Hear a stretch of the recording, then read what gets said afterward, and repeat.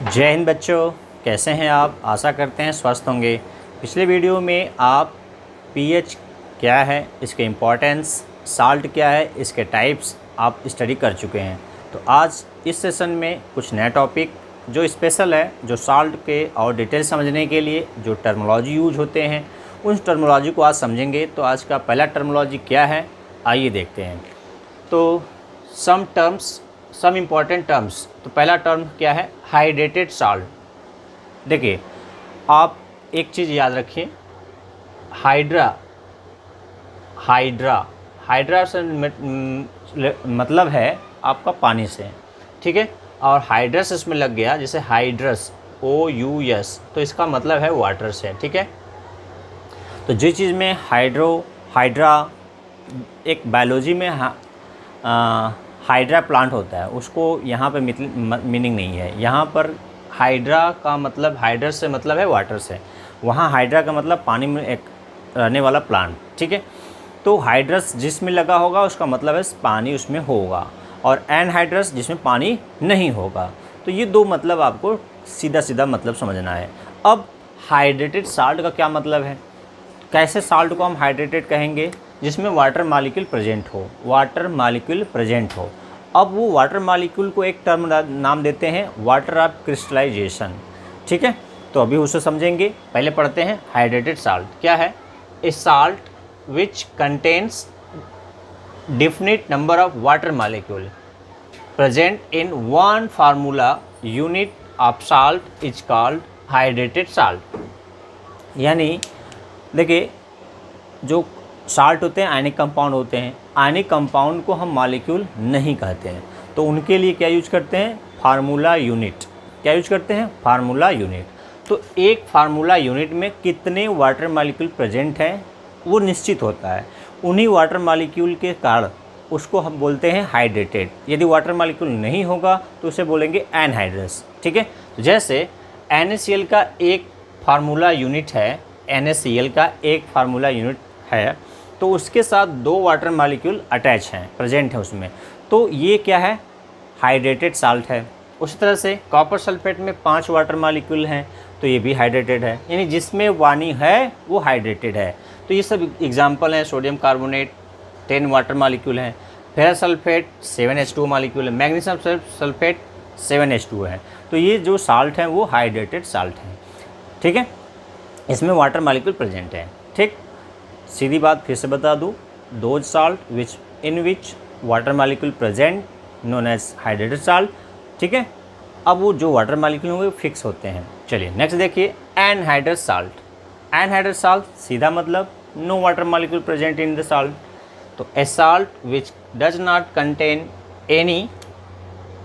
Any water of crystallisation, यानी water of crystallisation मतलब water molecule नहीं है, any water of crystallisation is called anhydrous salt, ठीक है। एग्जाम्पल के तौर पर सोडियम नाइट्रेट को जब हम लिखते हैं तो इसके बगल में डॉट लगा के वाटर हमने नहीं लिखा है, तो ये क्या है, एनहाइड्रस।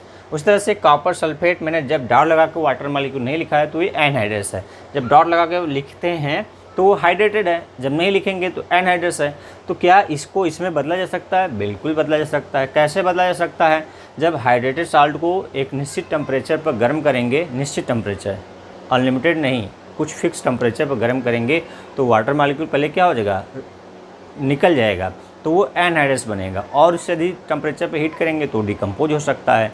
तो हाइड्रेटेड को एनहाइड्रस में कन्वर्ट किया जा सकता है। क्या एनहाइड्रस को हाइड्रेटेड में कन्वर्ट किया जा सकता है, आपसे एक क्वेश्चन है, NCERT में भी दिया है, तो आप मुझे पढ़ के बताइए।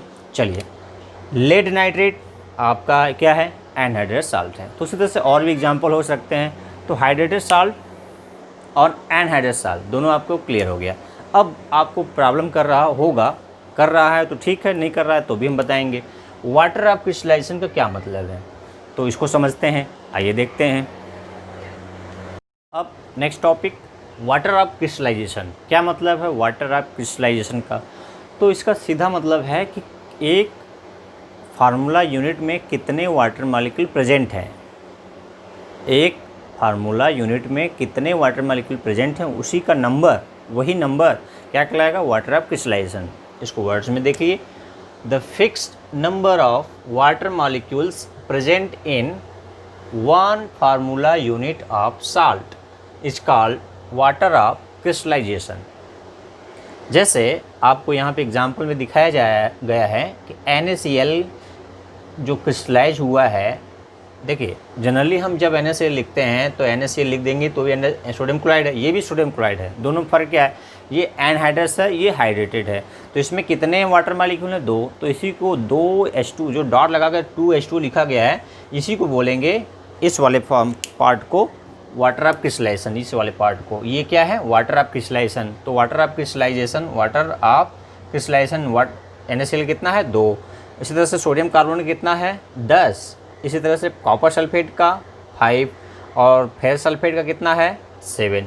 तो हर एक कम साल्ट के लिए वाटर ऑफ क्रिस्टलाइजेशन क्या होगा, जितना वाटर प्रेजेंट है वही उसका वाटर ऑफ क्रिस्टलाइजेशन कहलाता है टर्मिनोलॉजी में। ठीक है, समझ में आ गया।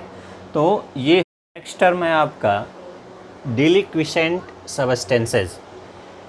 डिलिक्विसेंट सब्सटेंसेस क्या होते हैं, तो उसको हम कह सकते हैं, सीधी बात बोलें तो ये कह सकते हैं कि ऐसे सब्सटेंस जो वाटर मॉलिक्यूल को एब्जॉर्ब करके, यानी कहाँ से वाटर मॉलिक्यूल एब्जॉर्ब करके, एयर से।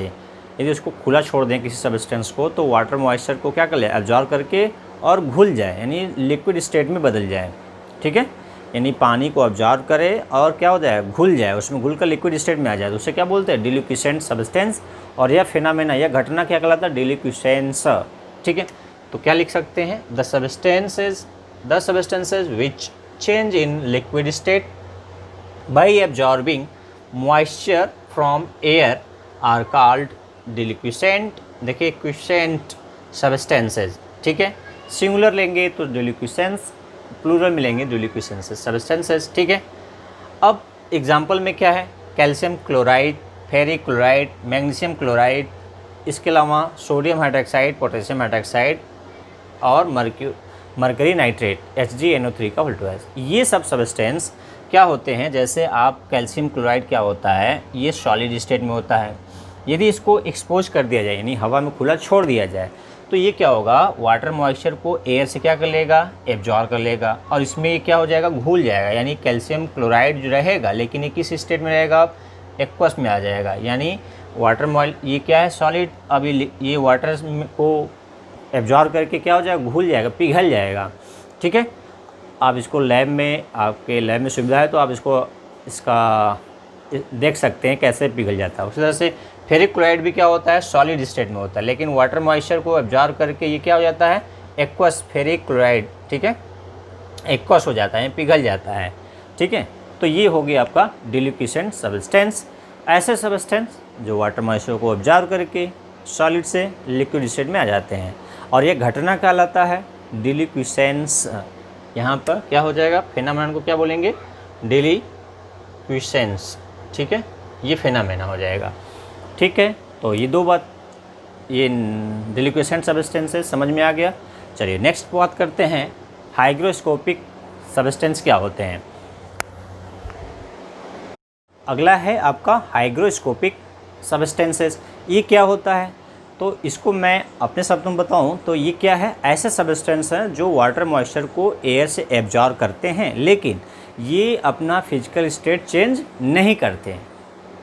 फिर से सुनिए, ऐसे सब्सटेंस जो वाटर मॉइस्चर को एयर से एब्जॉर्ब करके केवल गीला हो जाते हैं, वेट हो जाते हैं, यानी महसूस होगा कि वो गीला है, लेकिन वो अपना फिजिकल स्टेट चेंज नहीं करेंगे। यानी जो सॉलिड है तो सॉलिड रहेगा, लिक्विड है तो लिक्विड ही रहेगा, मतलब सॉलिड सॉलिड रहेगा, लिक्विड लिक्विड ही रहेगा, कोई फिजिकल स्टेट में कोई चेंज नहीं आएगा, लेकिन वाटर मॉइस्चर को एब्जॉर्ब करते हैं, लेकिन फिजिकल स्टेट चेंज नहीं करते हैं। जैसे इसको वर्ड्स में आप अपने लिखने के पर्पज़ से क्या लिख सकते हैं, the substances which absorb moisture from air and become wet but do not change physical state, यहाँ फिजिकल स्टेट का मतलब सॉलिड से liquid, are called hygroscopic substances. जैसे आपका है NaCl, calcium oxide, H2SO4, P2O5। तो ये देखिए NaCl, calcium oxide, P2O5 solid है, ये H2SO4 जो लिक्विड स्टेट में है, फिर भी वो वाटर मॉइस्चर को ऑब्जर्व करता है, बिल्कुल।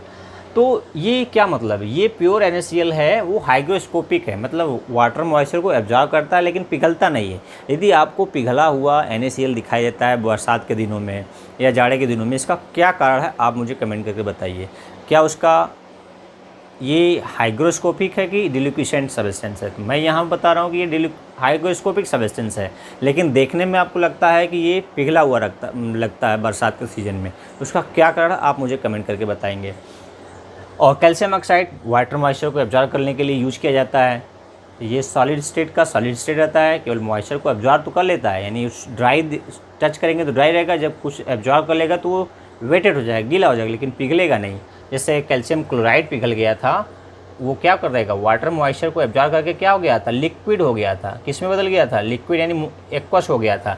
जबकि कैल्शियम ऑक्साइड वाटर मॉइस्चर को एब्जॉर्ब तो करेगा लेकिन ये लिक्विड में नहीं आएगा, केवल क्या हो जाएगा, वेट हो जाएगा। क्या हो जाएगा, केवल वेटेड हो जाएगा, गीला हो जाएगा। ठीक है, ये अंतर दोनों में कि स्टेट नहीं चेंज होता है हाइग्रोस्कोपिक में, जबकि डिलिक्विसेंट में एब्जॉर्ब करते हैं और अपना फिजिकल स्टेट चेंज कर देते हैं।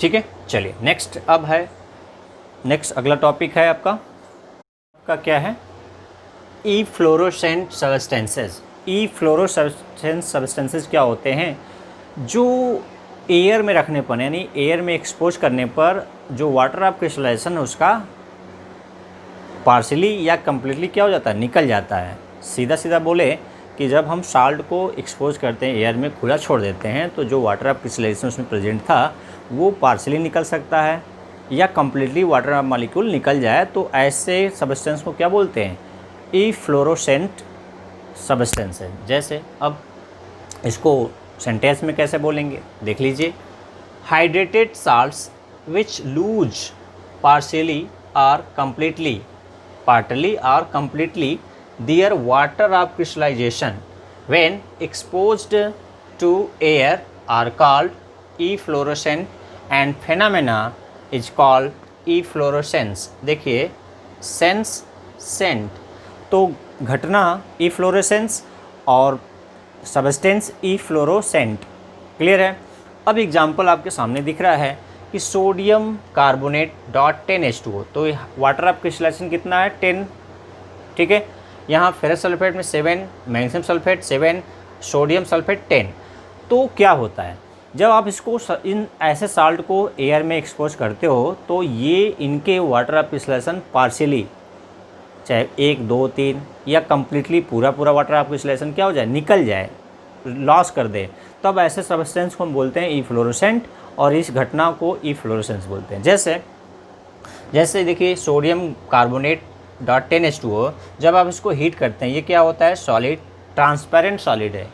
ट्रांसपेरेंट मैं पूरा लिख दूँ, ये जो है ये कैसा है, ये सॉलिड ट्रांसपेरेंट क्रिस्टल है, ट्रांसपेरेंट सॉलिड है ये। जब इसको हीट किया जाता है, एयर में एक्सपोज किया जाता है, एयर में एक्सपोज किया जाता है,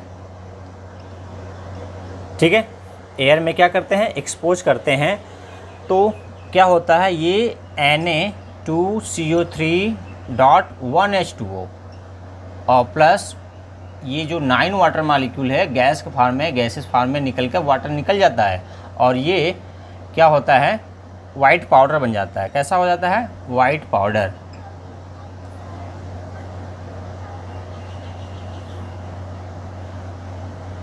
वाइट पाउडर बन जाता है। ठीक है, तो यहाँ पर क्या हो रहा है कि 10 में से 9 वाटर मॉलिक्यूल क्या हो गया, निकल गया और एक वाटर मॉलिक्यूल है, तो ये ट्रांसपेरेंट से क्या है, वाइट पाउडर बन जाता है और 9 वाटर मॉलिक्यूल गैसेस फेज में निकल जाते हैं। तो इस तरह से क्या है, ये ई फ्लोरोसेंट सब्सटेंस है और ये घटना क्या कहलाएगा, इन ई फ्लोरोसेंस।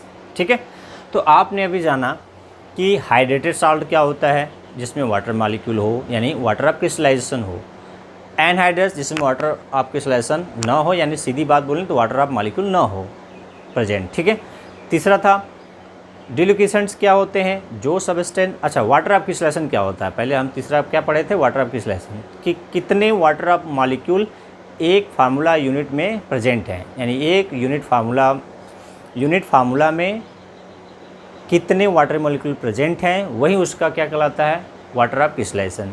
जैसे कॉपर सल्फेट में कितने वाटर ऑफ मॉलिक्यूल प्रेजेंट है, 5, तो उसको क्या बोलेंगे, वाटर ऑफ क्रिस्टलाइजेशन। नेक्स्ट था आपका डिलिक्विसेंट सब्सटेंस, वो सब्सटेंस जो वाटर मॉइस्चर को एब्जॉर्ब करते हैं एयर से और पिघल जाते हैं, सॉलिड से लिक्विड बदल जाते हैं। जैसे था आपका calcium chloride, ferric chloride, NaOH, KOH, ये सब क्या है, डिलिक्विसेंट हैं। हाइग्रोस्कोपिक सब्सटेंस जो वाटर मॉइस्चर को एब्जॉर्ब करते हैं एयर से लेकिन पिघलते नहीं हैं, यानी उनका फिजिकल स्टेट चेंज नहीं होता। पाँचवा है आपका इफ्लोरेसेंट, जैसे जो सब्सटेंस वाटर मॉलिक्यूल लॉस कर देते हैं, कब, जब इनको एयर में एक्सपोज करते हैं, खुला रख देते हैं तब। जैसे मैं आपको ये एग्जांपल दिखाया गया कि सोडियम कार्बोनेट, सोडियम सल्फेट, ठीक है, और इस तरह से फेरस सल्फेट भी है, मैग्नीशियम सल्फेट, इनको वाटर हवा में छोड़ देते हैं तो इनका कलर क्या होता है, चेंज हो जाता है और वाटर मॉइस्चर को लूज़ कर देते हैं। ठीक है, तो वीडियो कैसा लगा आप अपना विचार कमेंट बॉक्स में लिख सकते हैं, और मेरा सजेशन है कि जब आप वीडियो को सब्सक्राइब कर लेंगे तो आपको वीडियो हमेशा समय से मिलता रहेगा। तो वीडियो देखने के लिए धन्यवाद। जय